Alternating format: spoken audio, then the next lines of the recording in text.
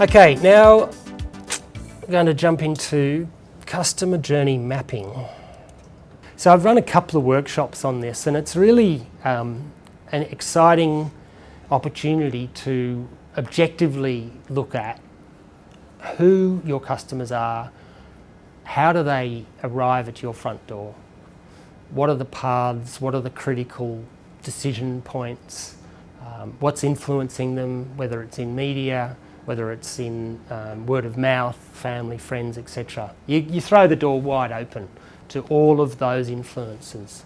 So this customer journey mapping exercise I did for a business, it's an online business that helps people start their own business. So you go to this website and you get your ABN, you register with the tax office, you can get your website address and all of those things you need to get started. And you start to bring these ideas out. So offline, friends and family, accountants and lawyers. Online, they're going to Google, they're going to government website. That's just in the awareness. Yeah, I'm thinking I want to start a business. But then they'll start really doing their research. And some of those will be similar resources for offline and online research. Where do I need to go to get information before I make the decision to register a company name, get an ABN, and start a business?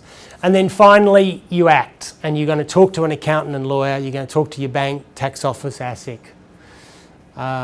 You're going to use the government websites and other third-party information sites to start to do that, and you can do a lot of that online. And then what we did was we look at the psychographics of different types of people who are in these stages.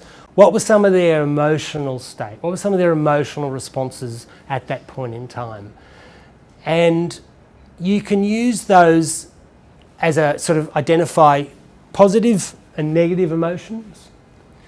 You can use those as, well, that could be an important trigger that we could solve a problem for someone, that we could present some information at a point in this journey to help a person overcome that negative thought or overcome that barrier to the next step.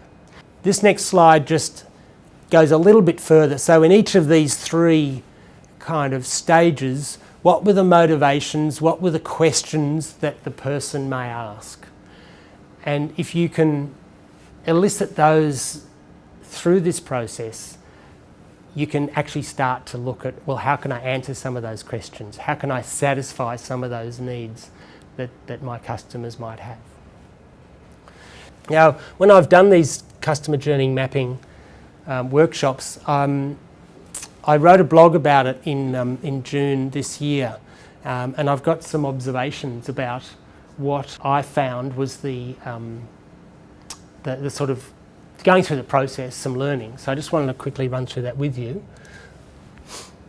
So in the process, this is all on my blog. So if you do go to my website and read the blog, you can get all of this there. But workshop participants must represent all people who interact with customers, open to every thought, every idea. There's no wrong answer in this. Cover pre-purchase or post-purchase. So you might want to take your customer journey just up to the point where they say, yep, I'm paying my membership fee, now I'm in.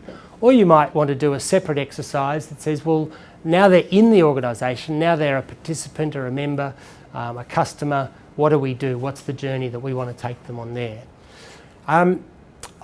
This next one's quite interesting. Start by asking participants to write a customer experience statement at the beginning, before any discussion. Then at the end of the whole process, get everyone to rewrite it and start to look at the differences, because you would hope that through the process of the workshop, people will have discovered some new insights about your audiences that influences how they think the customer experience should be. Always write a customer experience statement from the customer's point of view. Use emotion, describe how what you do delights them. Get agreement on the moments of truth, because once you've identified those really important moments of truth, they're the ones you've got to hone in on. They're the ones you've got to use all your marketing tactics, all your contribute as much of your effort to influencing the audience at that moment. Otherwise, you'll be spending time and effort in other areas of the journey that don't actually make a material difference to the outcome. Identify the online and offline, mapping multiple audiences separately. You can't take a homogenous approach to this. So if you do have a young audience or a predominantly female audience or a predominantly international audience, whatever the segmentation is, you should treat them independently. You may end up finding overlaps, but you should approach this workshop process quite independently. Capture the rational and emotional experiences across all the stages, and then articulate the emotional aspects, which is what I was saying earlier. So then, in terms of outcomes, all ideas and opinions should be documented. Later, you can start to prioritise, you can start to sort them into what's most important.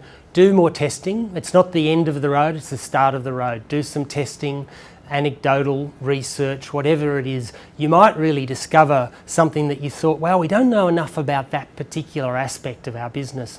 Let's go and get some more information and then come back and revisit this experience when we've got it. Visually use charts, tables, graphics, symbols, etc., word clouds. The word cloud's a good idea because what I did in one of the exercises was to collect all the words that people were using in the room and then throw them into there's a little great online word cloud creator called Wordle, and up pops a word cloud from that, and you start to see which words are dominating the conversation, which ideas. And that's again a visual way of starting to head you in the right direction. Highlight these unexpected or new ideas, and really you should get one or two out of it.